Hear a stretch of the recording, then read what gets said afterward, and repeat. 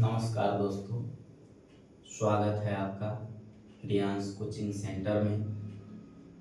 अगर आप बिहार बोर्ड की तैयारी करना चाहते हैं बेहतरीन तरीका से, तो यह चैनल आप ही के लिए है।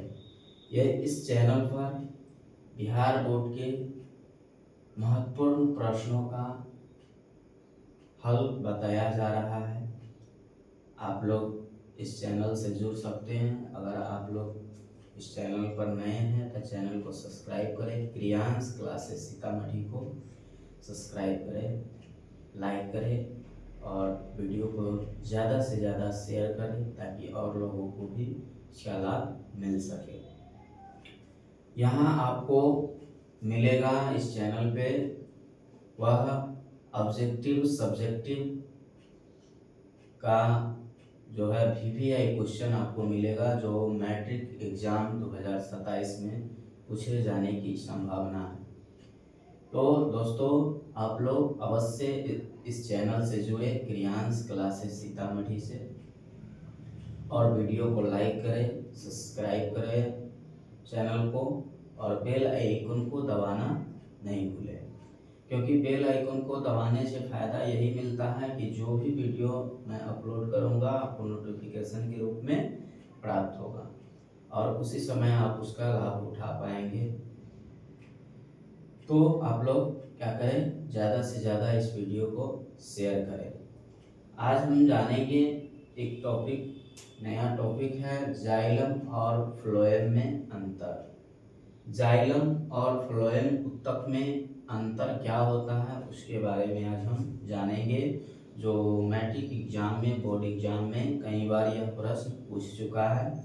उसी के बारे में आज हम जानेंगे, जाइलम और फ्लोएम में क्या अंतर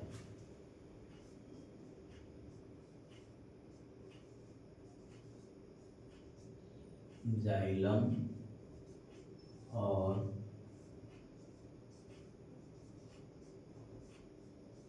फ्लोएम ऊतक में क्या अंतर है। जाइलम और फ्लोएम ऊतक में क्या अंतर है। तो बच्चों देखिए, जाइलम और फ्लोएम में क्या अंतर है।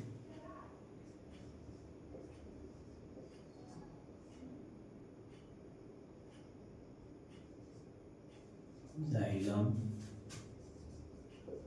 Phloem, xylem phloem. देखिए, जाइलम और फ्लोएम में सबसे पहला अंतर क्या है, तो जाइलम की कोशिका मृत होती है। कैसी होती है? जाइलम की कोशिका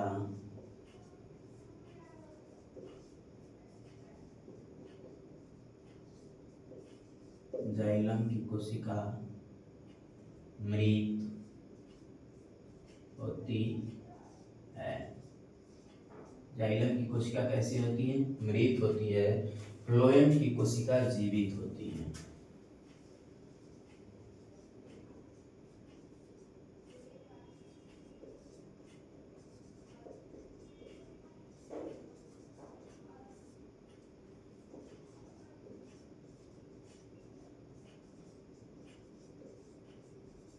कैसी होती है? फ्लोएम की कोशिका जीवित होती है। जाइलम की कोशिका मृत होती है, फ्लोएम की कोशिका जीवित होती है। दूसरा अंतर है कि जाइलम का दाब ऋणात्मक होता है।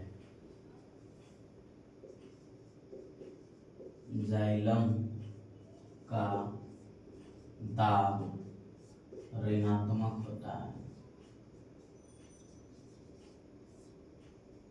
ऋणात्मक होता है।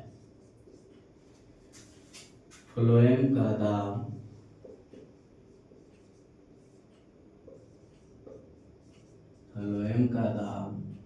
धनात्मक होता है।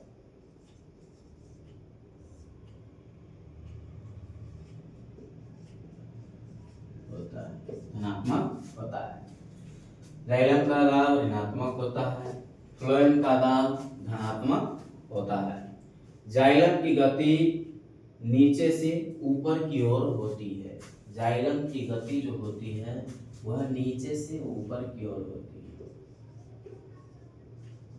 जाइलम की गति नीचे से ऊपर, नीचे से ऊपर की ओर, ऊपर की ओर होती है। जाइलम की गति नीचे से ऊपर की ओर होती है और फ्लोएम की गति जो होती है वह सभी दिशाओं में होती है। फ्लोएम की गति सभी दिशाओं में होती है। फ्लोएम की गति सभी दिशाओं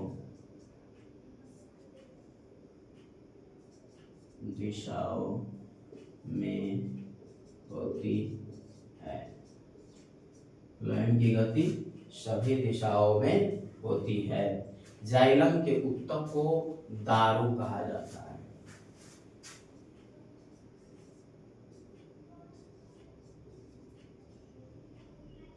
जाइलम के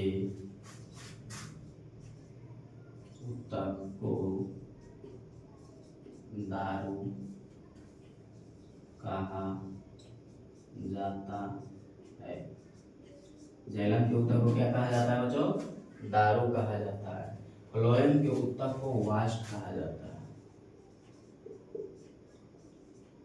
फ्लोएम के ऊतक को वाष्प कहा जाता है। फ्लोएम के ऊतक को क्या कहा जाता है? तो वाष्प कहा जाता है। जाइलम के ऊतक को दारू कहा जाता है। और यह 4 अंतर है जाइलम और फ्लोएम ऊतक में। यह प्रश्न जो है बोर्ड एग्जाम में कई बार पूछ चुका है। कहा जाता है बच्चों कि मंजिल यूं ही नहीं मिलती, मंजिल यूं ही नहीं मिलती, रास्ते पर चलना पड़ता है। मंजिल यूं ही नहीं मिलती, रास्ते पर कठिन परिश्रम करना पड़ता है, चलना पड़ता है। चिड़िया से पूछा कि घोंसला कैसे बनता है? वो बोला तिनका तिनका उठाना पड़ता है। वो बोला तिनका तिनका उठाना पड़ता है।